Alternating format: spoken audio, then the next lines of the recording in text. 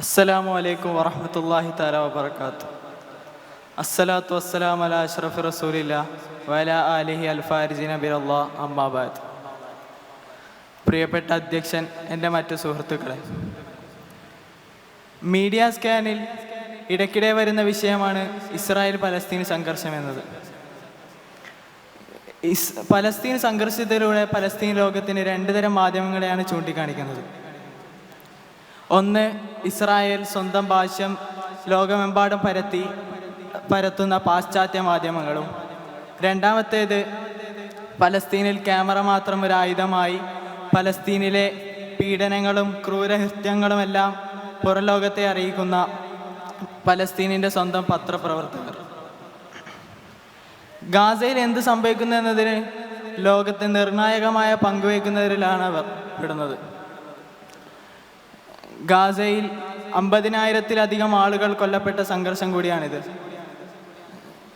കഴിഞ്ഞ 2023 ലോകത്തിലെ 2.3 ദശലക്ഷം പലസ്തീൻ യുവാക്കളെ കുടിയിറക്കപ്പെട്ടു. മിക്കവാറും എല്ലാവരും തന്നെ പലതവണയായി കുടിയിറക്കപ്പെട്ടു എന്ന് പറയുന്നു.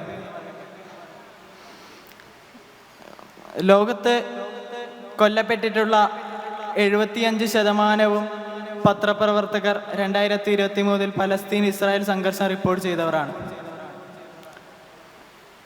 ഇസ്രായേൽ സ്വന്തം ഭാഷ്യം പറയാൻ വേണ്ടി മറ്റുള്ള പത്രപ്രവർത്തകരെ കൊല്ലാൻ പോലും മടിക്കുന്നില്ല എന്നതാണ് സത്യം.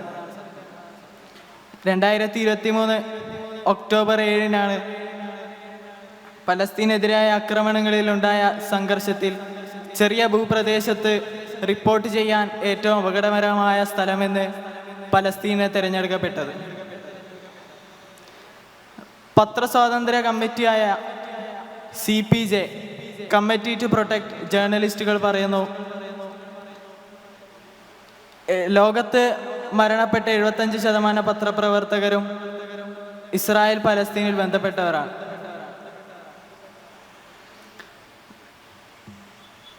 സംഘർഷം ആരംഭിച്ചതിന് ശേഷം ഗാസയിൽ 170-ലധികം പത്രപ്രവർത്തകർ കൊല്ലപ്പെട്ടിട്ടുണ്ട്. 2023 നവംബർ 23 BBC-യിൽ ജോലി ചെയ്യുന്ന 8 UK ആസ്ഥാനമായുള്ള പത്രപ്രവർത്തകർ അൽ ജസീറയ്ക്ക് കത്തെഴുതി.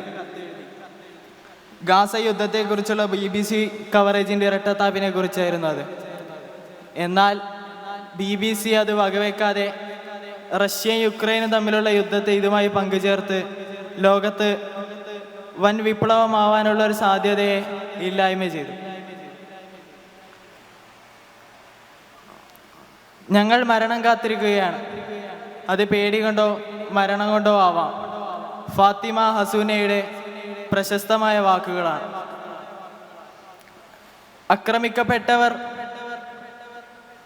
ആക്രമിക്കപ്പെട്ടവർക്ക് മരുന്നില്ല, രക്ഷാപ്രവർത്തകർക്ക് ഭക്ഷണമില്ല, ഡോക്ടർക്ക് ഭക്ഷണമില്ല, ഇതെല്ലാം റിപ്പോർട്ട് ചെയ്യുന്ന ഞങ്ങൾക്ക് ഭക്ഷണമില്ല. ഞങ്ങൾ വിശപ്പിലാണ്. ഏത് സമയത്തും ബോംബ് നമ്മെ കൊല്ലാം. പലസ്തീൻ പ്രധാന പത്രപ്രവർത്തകനായ അൽ ജസീറയുടെ പത്രപ്രവർത്തകൻ അനസ് അൽ ഷെരീഫയുടെ വാക്കുകളാണിത്.